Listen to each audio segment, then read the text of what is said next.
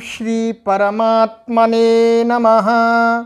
ओम श्री गुरुभ्यो नमः। ओम श्री ऋषिभ्यो नमः। सर्वेभ्यो नमो नमः। देववाणी संस्कृतम ई गुरुकुलम में आप सभी महान भावों का हार्दिक स्वागत है। मित्रों, आज हम वर्णोच्चारण शिक्षा की 12वीं कक्षा को पढ़ेंगे।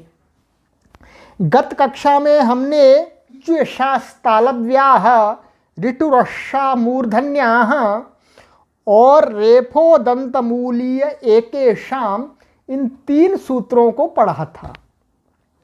उससे आगे का सूत्र अब हम पढ़ते हैं। आचार्य पाणिनि जी कहते हैं दंतमूलस्तुतवर्गः।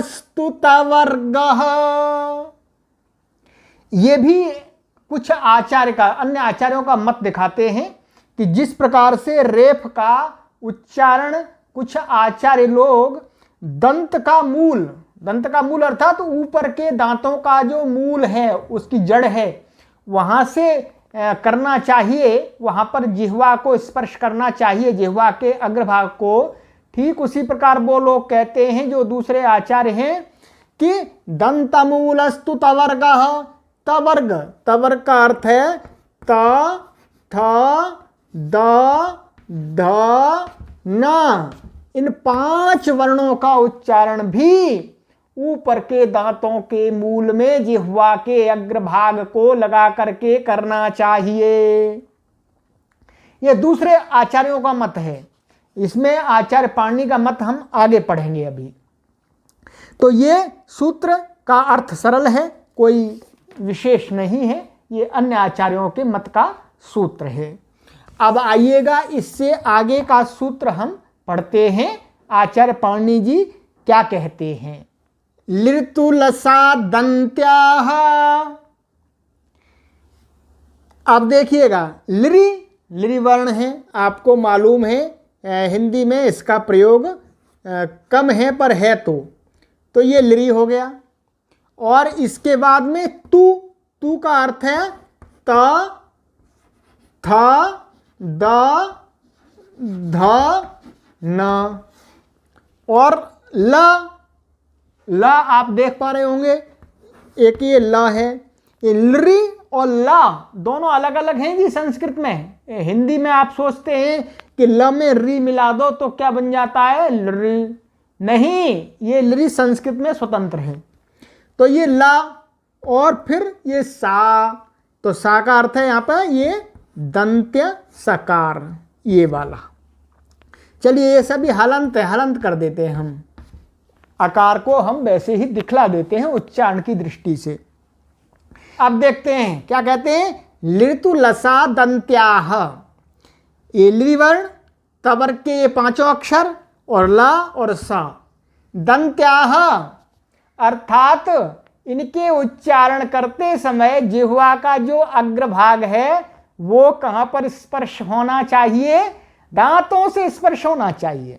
अब देखिएगा, ये तो आप लोग करते ही हैं, ये तो प्रायः सभी लोग इसका उच्चारण करते हैं। लिरि लिरि लिरि लिरि लिरि, दांतों में जिह्वा लगती है। और तवर्ग त थ द ध न, त थ द ध न, जिह्वा टच हो रही है, अपने आप ही हो रही है। ये तो हमारा उच्चारण इनका तो ठीक ही है कुल मिलाकर के। और ला ला ला ला ला ला ला, आप देखते हो जिह्वा ला ला ला ला, जिह्वा भाग के आगे आती है। और स स स स स स, दांतों में लग रही है, नीचे वाले दांतों के ऊपर स स स स स। तो ये वाला स तो सभी लोग शुद्ध बोलते हैं, इसमें कोई परेशानी अधिक नहीं है। पर कई प्रांतों में इसको भी कुछ विपरीत बोलते हैं, तो उनको शुद्ध करना चाहिए। तो अब हमने इस सूत्र का अर्थ समझा कि आचार्य पाणिनि का मत है कि लृ त थ द ध न ल स, इनका उच्चारण का जो स्थान है, इनके उच्चारण में जिह्वा का अग्रभाग दांतों से स्पर्श करना चाहिए। ठीक है, अब हम आगे चलते हैं। अब आचार्य पाणिनि कहते हैं वकारो दंत्यौष्ठ्यः, जो वकार है, अब आई बात, बहुत ध्यान से सुनना है आपको। इसमें हमारा उच्चारण भी अशुद्ध था। जब हम स्कूल में पढ़ते थे, कॉलेज में पढ़ते थे, तब हमारा उच्चारण इसका अशुद्ध था। अब हमने शुद्ध कर लिया है, और इसके उच्चारण को शुद्ध करने के लिए अत्यधिक परिश्रम करना पड़ा है और ध्यान रखना होता है। आज भी मैं बताऊंगा कहां पर ध्यान रखना है आपको। अब देखिए, वकार माने व, ये व है, आप सभी जानते हैं व। इसका स्थान कहते हैं आचार्य पाणिनि महाराज जी दंत्यौष्ठ्यः, अर्थात इसके उच्चारण में जिह्वा कहां पर स्पर्श होनी चाहिए?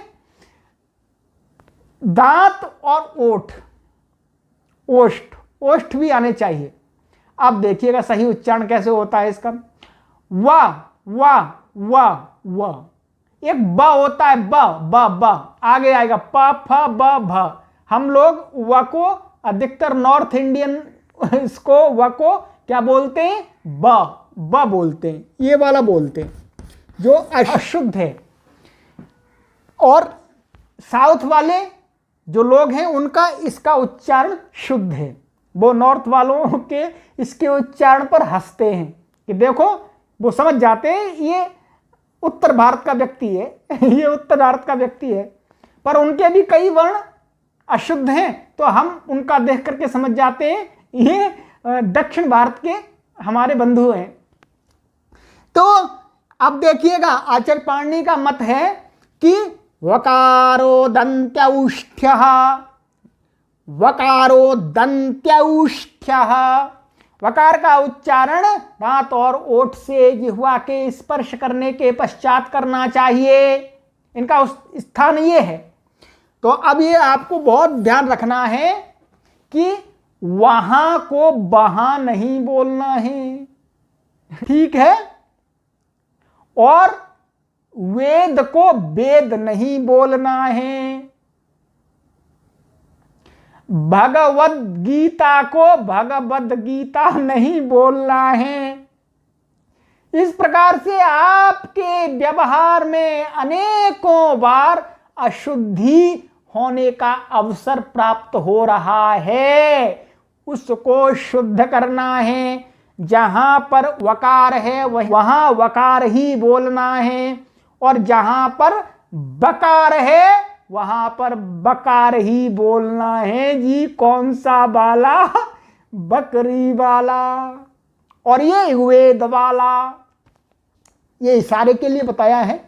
तो आपको ध्यान रखना है, इसको मैंने सूत्र पढ़ाया आपको, वकारो दंत्यौष्ठ्यः। और कहते हैं, अब दूसरे आचार्य का मत दिखला देते हैं ये कि अच्छा जी, दूसरे आचार्य जी इसके विषय में कुछ अलग ही सोचते हैं। आइए उनका भी देख लेते हैं। कहते हैं सृक्किणी स्थानमेकेषाम, कहते हैं एकेषाम माने कुछ आचार्यों के मत में ये वकार महाराज जी का उच्चारण कैसे करना चाहिए? कहते हैं सृक्किणी स्थानम।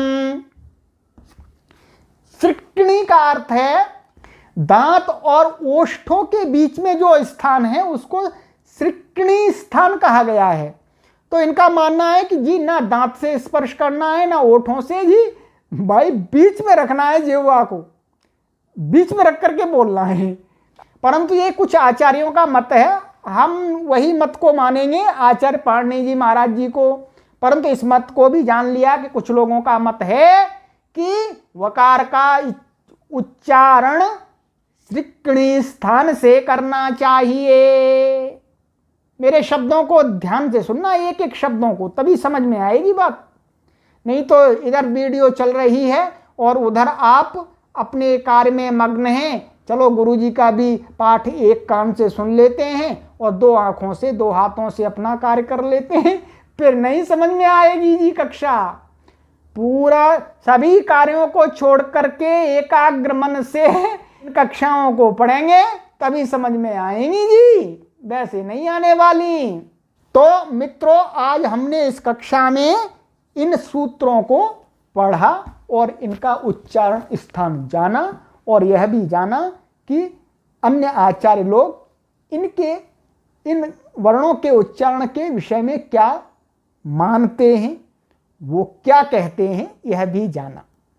आइए इस कक्षा को अब हम यहीं विराम देते हैं। शीघ्र पुनः आपसे आगामी कक्षा में मिलते हैं।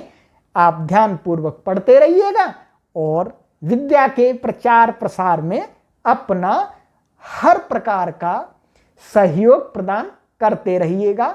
इन वीडियोज को अधिक से अधिक लोगों तक ले जाइएगा और देववाणी संस्कृतम यूट्यूब चैनल का आर्थिक सहयोग भी कीजिए, जिससे हम आपको और अधिक ज्ञान दे पाएं। हमारी आर्थिक अवस्था उतनी है ही नहीं। जब हमारे पास में अर्थ होगा तो हम इस कार्य को और विशाल स्तर पर ले जा पाएंगे। इसलिए आपके पुण्यार्जन से अर्जित थोड़ा सा सहयोग आर्थिक रूप में देववाणी संस्कृतम को अवश्य चाहिए और आपको देना भी चाहिए। हम सभी का यह कर्तव्य है कि हम सभी मिलकर के ऋषियों की वाणी, ऋषियों की विद्या को समस्त भूमंडल में प्रचारित और प्रसारित कर दें। अस्तु सर्वेभ्यो नमो नमः।